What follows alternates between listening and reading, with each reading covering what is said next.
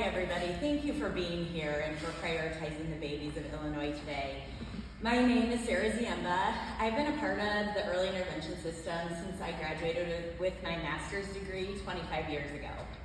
Early intervention turned me into a small business owner in 2005 when I became an independent therapy provider right here locally in the Peoria area. I am currently the CEO of Shine Therapy in Peoria, which is a small business that employs 20 women across a variety of fields, primarily serving early intervention. In 2022, I became a founding member of the leadership team at the Grassroots Alliance, which was a group of providers that came together and formed in response to the impending crisis that we saw coming in early intervention. Our goal is to improve the working conditions so that we can attract more providers and effectively serve all the families in the state that need us. Right now though, in 2024, conditions in our program are worsening. This is due to a lack of investment over the last 25 years and has resulted in stagnant wages throughout the program. The early intervention system has lost 500 providers since 2020, which is approximately 15% of our workforce. This exodus of providers leaving the system will continue unless significant funding increases are passed. As a business owner participating in this system, I have to offer therapist positions that pay 30 to 40% less than they would make in other settings due to the low reimbursement rates of the state of Illinois. Therapists that I employ at Shine in early intervention could change jobs at any time. They could go work at a hospital or a school or a nursing home, and these are all settings with higher pay and with better benefits. I personally do not understand why the state of Illinois will pay a speech-language pathologist in the school setting a salary that is both 30% higher and includes access to benefits including health insurance and teacher retirement, but is reimbursing the early intervention speech-language pathologist with low rates and no benefits at all. So why do we stay in this program? It sounds foolish to stay in a field with so many challenges.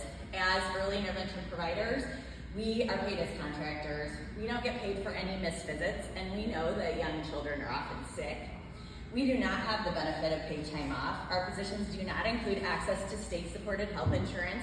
We have to pay premium prices for high deductible plans just like any other small business owner in this state.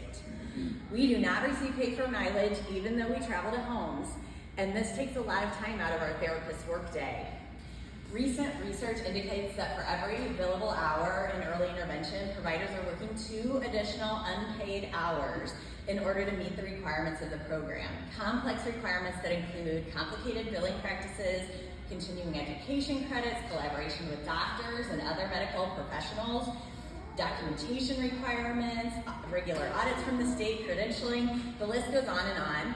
Early intervention is a really complex and complicated program that has many requirements.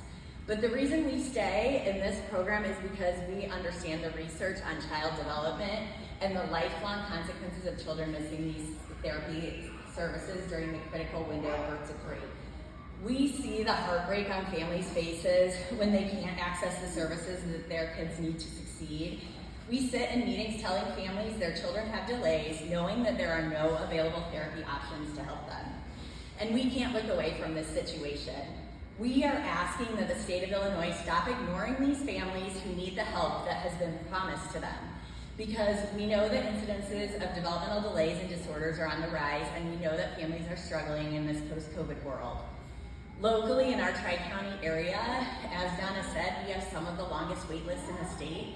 Currently, we have 181 families waiting for speech, 105 for developmental therapy, 45 families waiting for physical therapy, and 137 families waiting for occupational therapy here locally. And these families have sometimes been waiting over a year, or their kids are exiting the program without ever having had an opportunity for the therapy services that we recommended. There should be 0 families on these wait lists because the state is guaranteeing families access to these services within 30 days. There should not be wait lists in our program. However, due to the provider shortage, that is not happening. We have hundreds of families waiting for services locally and approximately 3,000 families waiting across the state for their services for their child. As a small business owner in Central Illinois, I take a lot of pride in being a nimble problem solver. Over 20 years of owning this business, I've navigated many issues. I've made many phone calls to my local legislators over the years about delayed payments and inconsistent pay in this system. And I was consistently told by those legislators' offices that I should leave the early intervention system. And as a single mom in the state of Illinois, the early intervention system was not going to be able to provide a consistent source of support for me and my own family. But I have proven that wrong over and over again in my history as a small business owner. I've not only supported myself, but also a staff of 20. And I navigated COVID as an intact business. So I can meet a challenge and I can figure out a lot of difficult situations, but this problem of a gap in pay of 30 to 40% as compared to other settings is not a problem that I can solve as a small business owner without further funding and support from the state of Illinois. I cannot attract new therapists. I'm finding it very difficult to retain the therapists I have at the moment, and with good reason, because after all, why should these early intervention providers who are talented, dedicated, caring, well-educated, passionate, and capable women accept these wages and working conditions? Early intervention providers all deserve better. We need a minimum investment of $60 million in the next fiscal year so we can provide immediate rate increases for therapists in the system and start on the path to fully funding a functioning early intervention system in the state of Illinois. This path must include a multi-year plan and commitment to increasing pay and benefits for providers in this system. Thank you.